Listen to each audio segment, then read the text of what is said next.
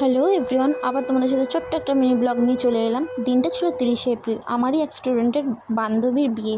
Location ছিল কাঁটাতলা।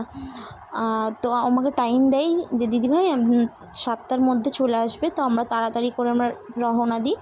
আর এতটাই ওদের ওখানে এতটাই গরম, শুধু ওদের ওখানে না আমাদের ওখানেও গরম ছিল, কিন্তু ওদের ভোল্টেজ কমে থাকার জন্য পাখাটাও চলছিল না, আর আমি যে রিং লাইট নিয়ে গেছি সেটাও জ্বলছিল না।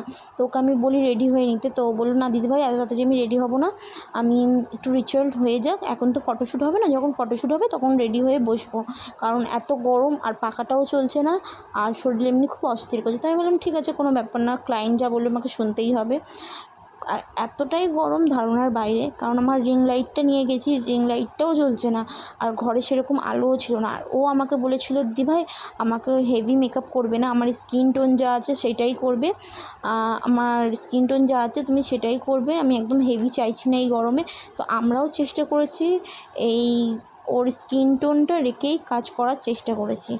আর এতটাই গরম ধারণার বাইরে, পাখাও চলছিল না, আমি আর রিয়া বসেছিলাম। রিয়া তো এতই গরম লাগছিলো, লাস্টে ও শুয়েই পড়েছিল, এতটাই গরম ধারণার বাইরে। মনে হচ্ছিলো সব ছেড়ে ছুড়ে বাড়ি চলে আসি, কেন গরমটা প্রচণ্ড লেভেলের ছিল, তার মধ্যে পাখা চলছে না, এতটাই গরম ছিল। আর তার মধ্যে এই গরমে পাখা, এসি তো দূরের কথা, পাখা না থাকলে মেকআপ করা অসম্ভব ব্যাপার। তাও ওর লুকটা তোমরা দেখতে পাচ্ছ, ওর স্কিন টোন রেখে কাজ করেছি। আর ও সেরকম হেয়ার স্ট্রেটনিং ছিল বলে হেয়ারে কোনো হেয়ার স্টাইল চাইনি, আর বিয়েতেও ওরকম ও সিম্পল হেয়ার রাখতে চেয়েছে। আর বাড়িতে এসে খুব টায়ার্ড হয়ে পড়েছি, আর কন্টিনিউ করতে পারলাম না ভিডিওটা। ভালো লাগলে লাইক অ্যান্ড শেয়ার, ভিডিওটা যদি ভালো লাগে লাইক অ্যান্ড শেয়ার করুন।